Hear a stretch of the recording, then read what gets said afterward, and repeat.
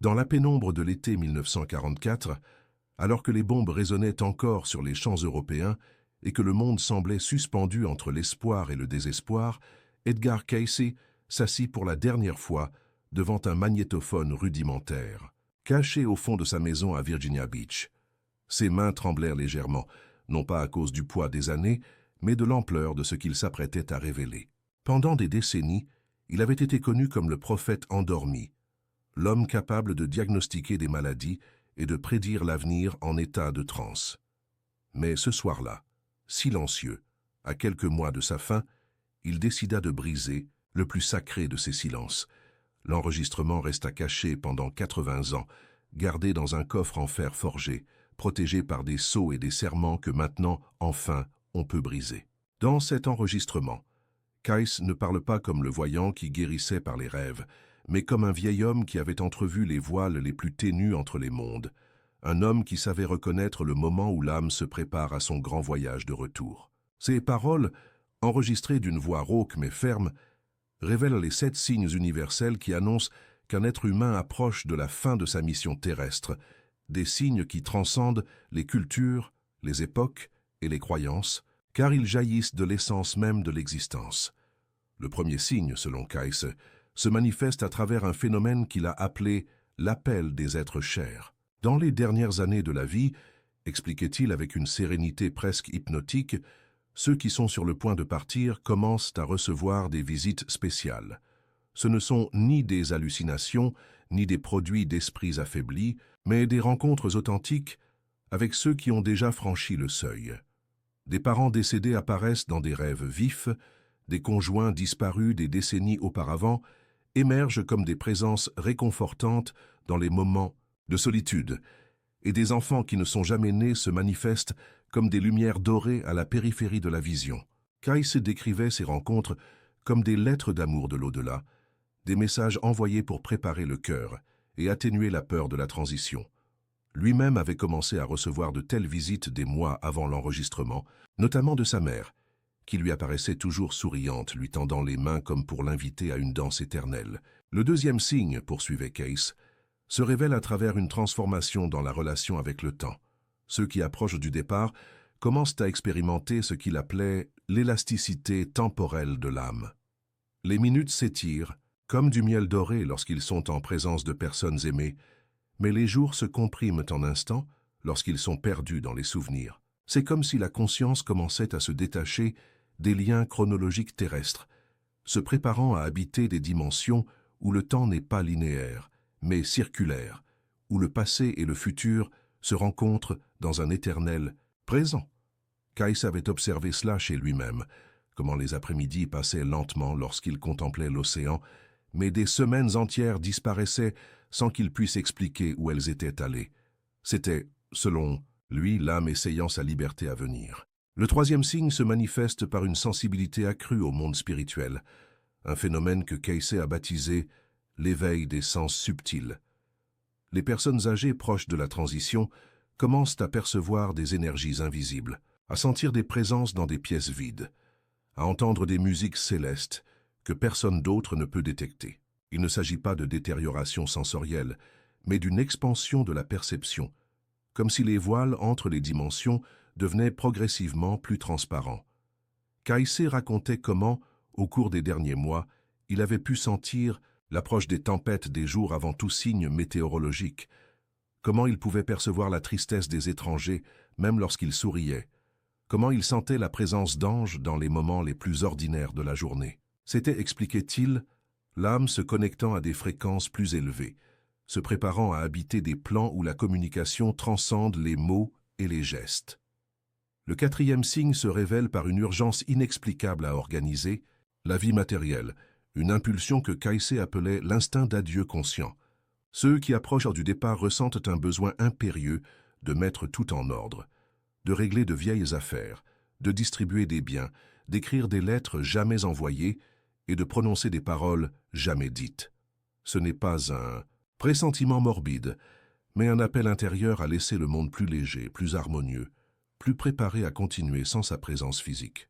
Cayce décrivait comment il avait passé des mois à organiser ses archives de lecture psychique, comment il ressentait le besoin d'embrasser des personnes dont il s'était éloigné, comment chaque objet de sa maison semblait demander à trouver sa place définitive. C'était, selon lui, la sagesse ancestrale de l'âme agissant à travers la personnalité, garantissant que la transition se fasse en paix.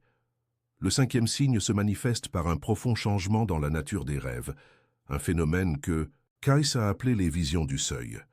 Les rêves de ceux qui approchent du départ deviennent extraordinairement vifs et riches en symbolisme spirituel. Ce ne sont pas des cauchemars ou des fantasmes, mais de véritables voyages oniriques qui servent de préparation au grand voyage. Des rêves de paysages paradisiaques, des rencontres avec des êtres de lumière, des visions de cités cristallines et des expériences de vol conscient deviennent fréquents. Kais expliquait que ces rêves étaient, en réalité, des visites anticipées au plan supérieur, des occasions pour l'âme de se familiariser avec son nouveau foyer.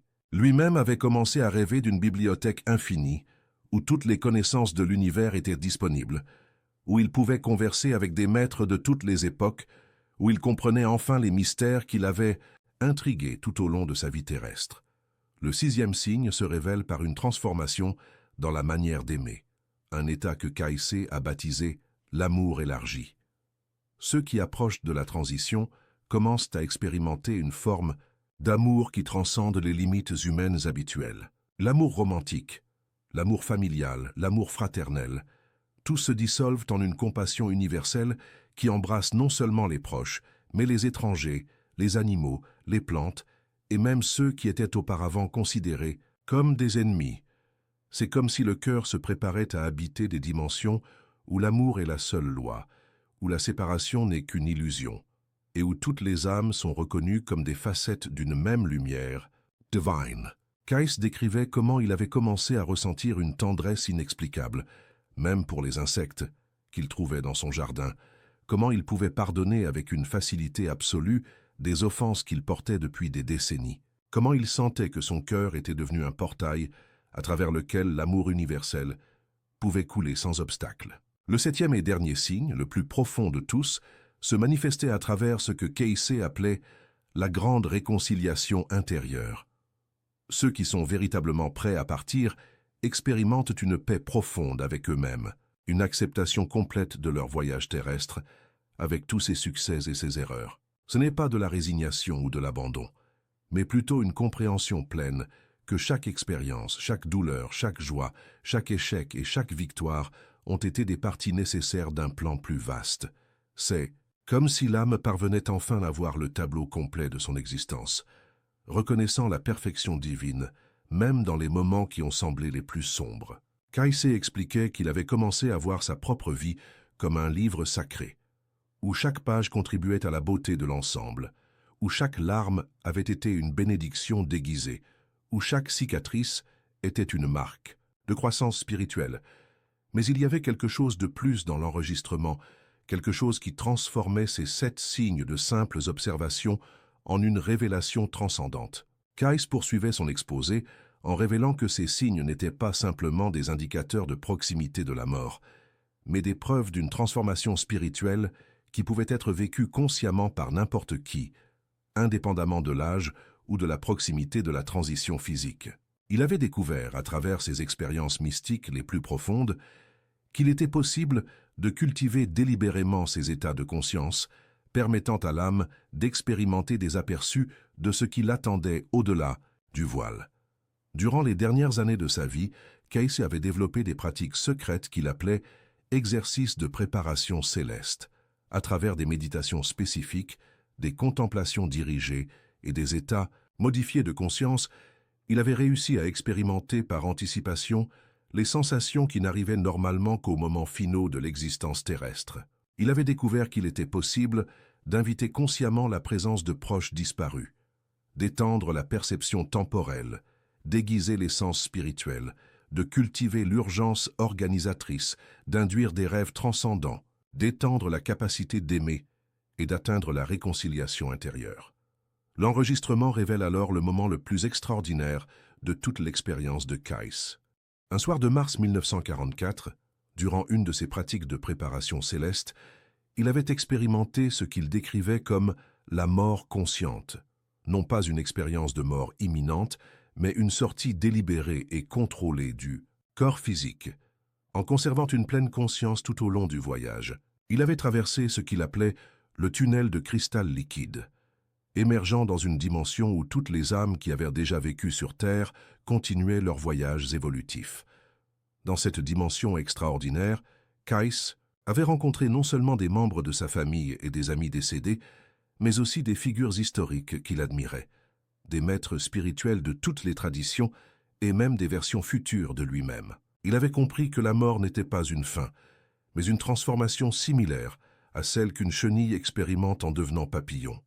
Le corps physique était laissé derrière comme une coquille vide, tandis que la conscience, enrichie par toutes les expériences terrestres, continuait son voyage sous des formes de plus en plus raffinées et lumineuses. Durant cette expérience transcendante, Kais avait reçu ce qu'il appelait la révélation des buts. Chaque âme qui s'incarnait sur Terre apportait avec elle une mission spécifique, un ensemble de leçons à apprendre et de contributions à offrir. Les 7 signes d'approche de la transition étaient, en réalité, des indicateurs que cette mission était menée à bien avec succès. Ce n'étaient là pas des présages de fin, mais des célébrations de réalisation. Chaque signe représentait une facette de la conscience qui avait été développée et raffinée à travers les expériences terrestres. L'appel des proches indiquait que l'âme avait appris à maintenir des liens amoureux qui transcendaient la mort physique. La transformation du temps révélait que la conscience s'était étendue au-delà des limitations temporelles linéaires. La sensibilité spirituelle aiguisée démontrait que les canaux de perception subtils avaient été ouverts et purifiés. L'urgence organisatrice montrait que l'âme avait développé le sens des responsabilités et le soin des autres. Les rêves transcendants mettaient en évidence que l'imagination avait été élevée à des niveaux visionnaires. L'amour étendu prouvait que le cœur avait appris à embrasser toute la création, et la réconciliation intérieure confirmait que la sagesse avait été conquise à travers l'intégration de toutes les expériences. Kais avait également perçu que ces signes pouvaient se manifester à tout âge, lorsqu'une personne accomplissait prématurément sa mission terrestre, soit à travers une vie particulièrement intense, soit à travers une croissance spirituelle accélérée. Les enfants qui partèrent tôt démontraient fréquemment certains de ces signes, ainsi que les jeunes adultes qui avaient vécu des vies exceptionnellement significatives. L'âge chronologique était sans importance. Ce qui comptait était la maturité spirituelle et l'accomplissement du but individuel. Mais la révélation la plus marquante de l'enregistrement venait dans ces moments finaux. Kais décrivait une vision qu'il avait reçue durant son expérience de mort consciente. Une vision sur l'avenir de l'humanité et le rôle que chaque âme jouait dans le grand plan cosmique. Il avait vu que la Terre était une école spirituelle où les consciences venaient pour apprendre des leçons spécifiques sur l'amour, la compassion, la créativité, le courage et la sagesse. Chaque vie était comme un semestre dans cette école universelle, et la mort était simplement la graduation vers des niveaux plus avancés d'enseignement. Il avait compris que certaines âmes choisissaient des vies plus longues pour expérimenter une plus grande variété de leçons, tandis que d'autres préféraient des vies plus courtes mais plus intenses. Certaines venaient pour enseigner, d'autres pour apprendre, et beaucoup pour faire les deux. L'important n'était pas la durée de la vie, mais la profondeur des expériences et la qualité de la croissance atteinte. La prophétie d'Edgar Cayce avait également perçu que les 7 signes de la transition étaient des cadeaux offerts par la création elle-même pour rendre le passage plus doux et conscient. Ce n'étaient pas des accidents biologiques ou des coïncidences psychologiques, mais des mécanismes divins conçus pour faciliter la transition entre les mondes. Chaque signe était un pont reliant l'expérience terrestre à la réalité spirituelle, permettant à la conscience de s'adapter progressivement aux nouvelles conditions d'existence. L'enregistrement se termine par une déclaration prophétique de Kais sur ce qui arriverait à ses propres connaissances après son départ. Il avait prédit que ces révélations resteraient cachées pendant des décennies, attendant le moment propice pour être révélées à l'humanité.